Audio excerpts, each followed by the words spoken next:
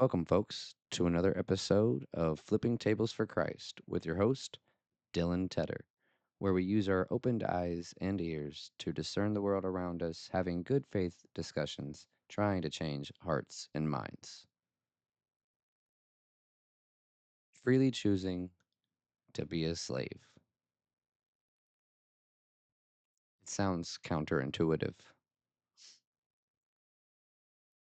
but I challenge you to perceive the words slave and master differently. When we think of the word slave,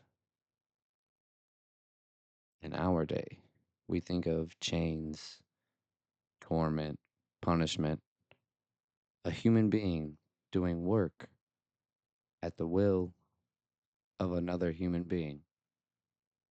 When we think of master, we think of that evil human being using other human beings to do their will to enrich themselves.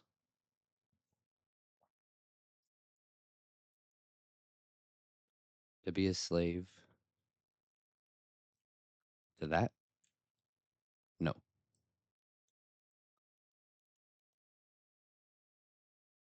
But what if instead of when I said slave, instead of chains, they were duties and responsibilities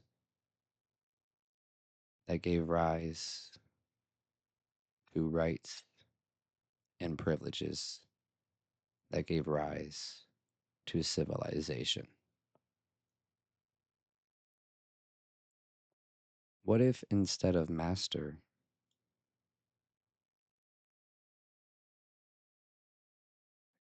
instead of an evil human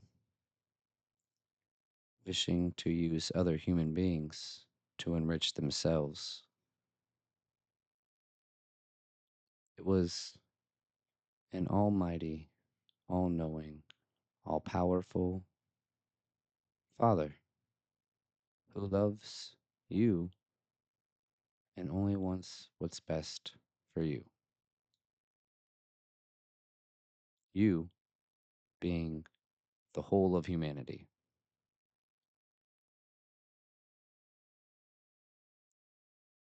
You see, after you're born, yourself, the world, and the devil, they place chains on you and yourself.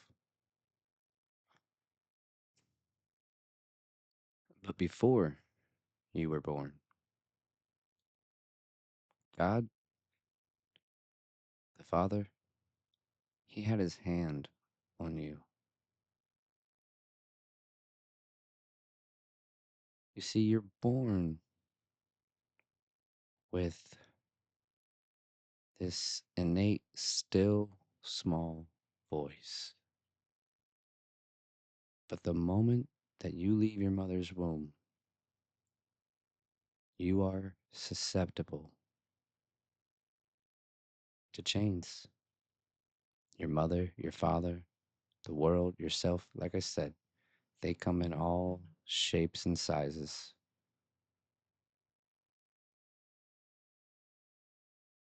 But none of these chains come from God. None of them come from God.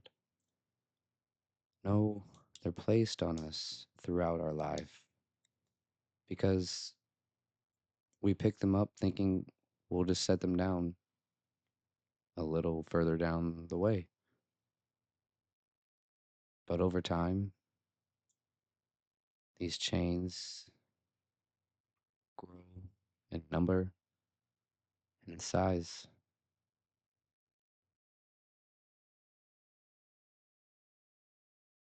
We lose sight of the hand of God.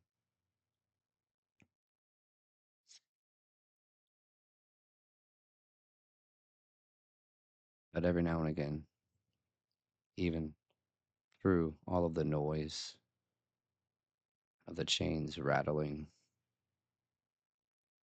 as you drag them through life,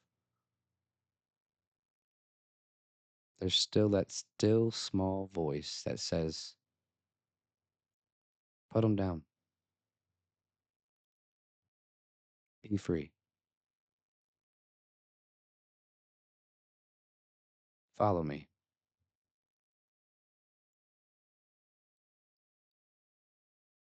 But because that still small voice has become such a small part of our life because we've picked up so many chains, we resent we resent the one voice that we still have left that's trying to tell you what's best for you for no other reason than because they love you.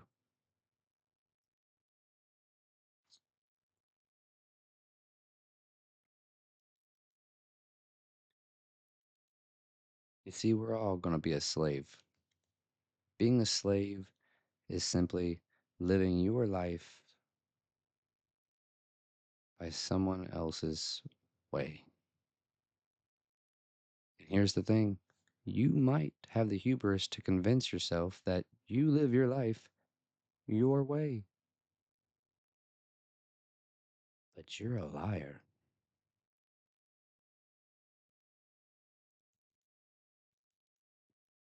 And here's the other thing, you might say, well, you call yourself a free slave to an almighty God, but I see you doing things that aren't perfect.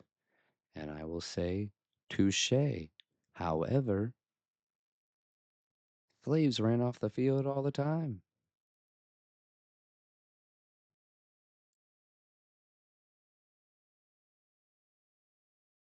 And unlike the human master who seeks, who, when the slave runs off, he sees his own loss. God comes after us for us.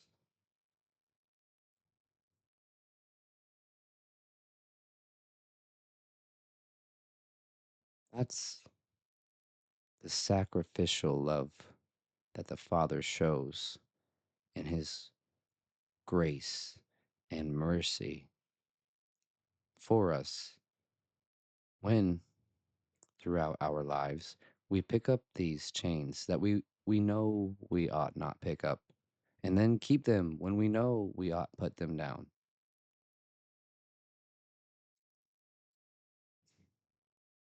That's why it says, for even when I was still yet a sinner, Christ died for us,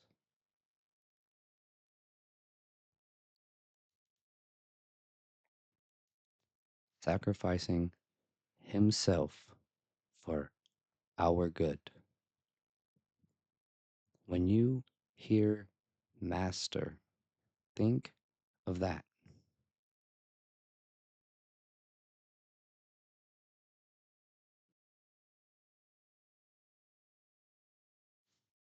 You see, in being free, it's not to be a degenerate,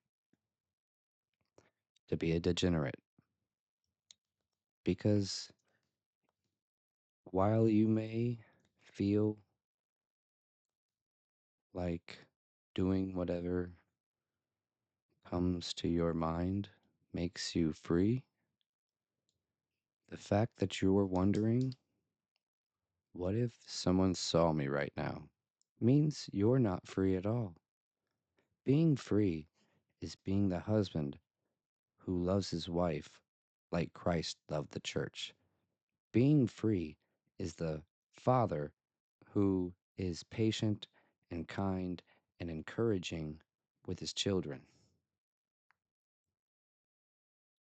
not caring about the ways of others and knowing that I'm following the ways of the one who made the field in the beginning. Because in the beginning, there was the field, and it's the Father's. And the Father, He planted good seeds. These seeds were His ways. And over time, stems start to sprout up in the field. These stems were individuals who chose the ways of the Father. And given more time, these stems, they bloomed and they flowered into what we call civilization. And then civilization spread its seed.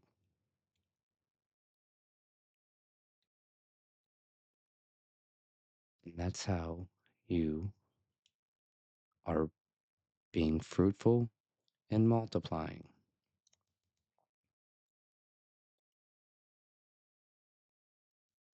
But if at any point in time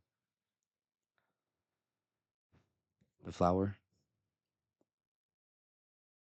just disregards the stem, the roots, the field itself,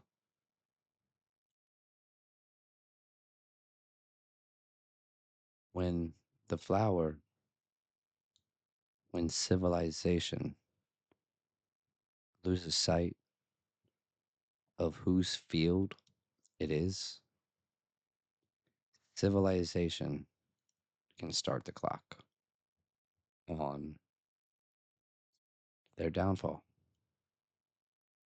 And just like in the garden, when the serpent said, "You shall surely not die," and Adam and Eve didn't, they didn't die immediately.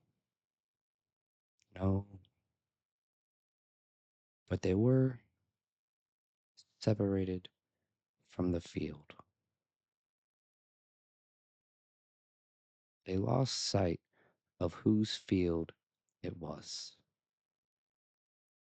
For even just 1 second, two people in 1 second lost sight,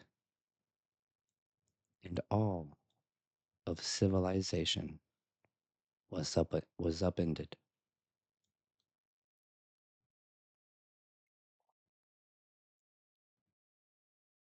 So you're going to be a slave to somebody.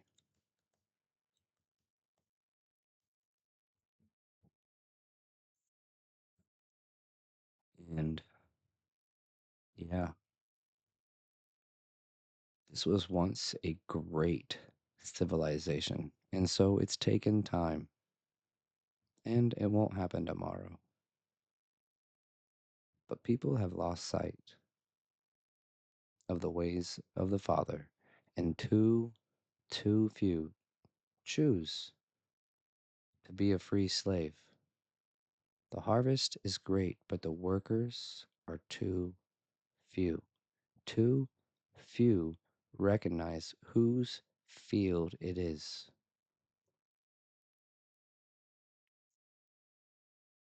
Instead, have the hubris and the audacity to claim that they planted that field. They, with their lack of principles, ideologies, axioms, objective truths, they planted that field. And it doesn't matter what kind of seed you plant. Civilization's inevitable. It's not. It's not. In fact, the only way that civilization is even possible is if everything from the seed to the roots to the stem to the fruit, all, all acknowledge whose field they're planted in.